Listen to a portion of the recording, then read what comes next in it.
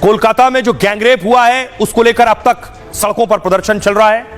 क्या कह रही है वो पीड़िता जिसका कबूलनामा सामने आया है, ये तस्वीर आप देख रहे हैं। आज भी प्रदर्शन हुआ कोलकाता में गैंगरेप के खिलाफ, ये प्रदर्शन हुआ है। बीजेपी भी प्रोटेस्ट कर रही है, बीजेपी का प्रदर्शन आप देख रहे हैं।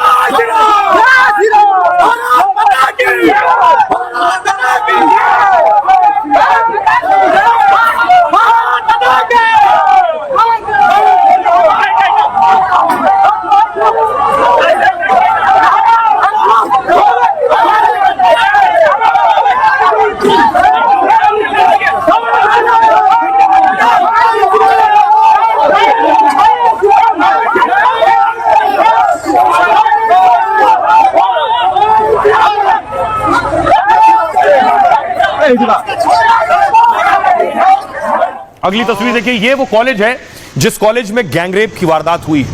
इसी कॉलेज में वो छात्रा पढ़ती थी और यहीं का वो पूर्व छात्र था। अगली तस्वीर मैं आपको दिखाऊं, ये तीन जो आप छात्र देख रहे हैं, ये तीन गैंगरेप में शामिल थे। इन तीनों की गिरफ्तारी हो चुकी है।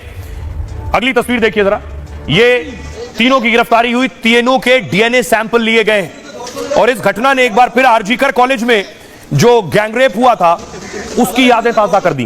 देखिए, रेप की कहानी पीड़िता की जुबानी में आपको बताने जा रहा हूं। पीड़िता ने बयान दर्ज कराया है, उस बयान में वो क्या कह रही है। ये वो तीन जिन्होंने रेप किया। कोलकाता रेप मामले में दिल दहला देने वाली सच्चाई सामने आई। रेप पीड़िता ने पूरी घटना को खुद सनसनीखेज खुलासा किया इसका। पीड़िता ने बताया कि इसमें तीन लोग शामिल थे जिनके नाम उसने जे, एम और पी बताए। पीड़िता ने एफआईआर में खुलासा किया है, उसने कहा 25 जून को मैं कैंपस गई थी। मैं राजनीतिक बैठक के लिए कैंपस पहुंची थी। बैठक के बाद उन तीनों ने शाम 7:30 बजे मुझे घेर लिया। तीनों ने मुझे कमरे में बंद कर दिया जहां उसके साथ रेप किया गया।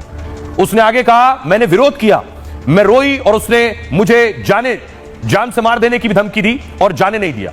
मैंने उसके पैर भी छुए लेकिन उसने मुझे जाने नहीं दिया। उसने जबरन शारीरिक संबंध बनाने के लिए मुझे मजबूर किया। मैं उसे पीछे ढकेलती रही, मैं उसे बताती रही कि मेरा एक प्रेमी है, मैं उससे बहुत प्यार करती हूं, लेकिन वो नहीं माना। उसने मुझे काटा, नाखूनों से नोचा। उसके दो दोस्त कमरे के बाहर पहरेदारी करते रहे। एक मेरे साथ जबरदस्ती बलात्कार कर रहा था, बाकी दोनों बाहर खड़े होकर पहरा दे रहे थे। आगे कहा, इस दौरान मुझे पैनिक अटैक भी आया। मैं परेशान थी, सांस लेने में भी तकलीफ हो रही थी। मैंने इनहेलर मांगा तो इन लोगों ने मुझे इनहेलर ला कर दिया। इस दौरान मैंने वहां से भागने की कोशिश की लेकिन मेन गेट बंद था, गार्ड असहाय था। गार्ड ने मेरी कोई मदद नहीं की, उन्होंने मुझे फिर पकड़ लिया। हॉकी स्टिक से मारने की भी कोशिश की गई, मुझे ब्लैकमेल करने की भी कोशिश की गई। रेप से पहले उन्होंने मेरे 2 नग्न फोटो दिखाए। यह भी कहा कि मैं जब बुलाऊंगा तुम्हें आना पड़ेगा। मुझे धमकी देते हुए कहा, तुम्हारे बॉयफ्रेंड को भी मार देंगे, मेरी बात नहीं मानोगी तो तुम्हारे मां बाप को जेल भिजवा देंगे। यह पीड़िता की दिल दहला देने वाली आप बीती है। सुनिए जरा क्या कुछ कह रहे हैं इस पर अब सियासतदान।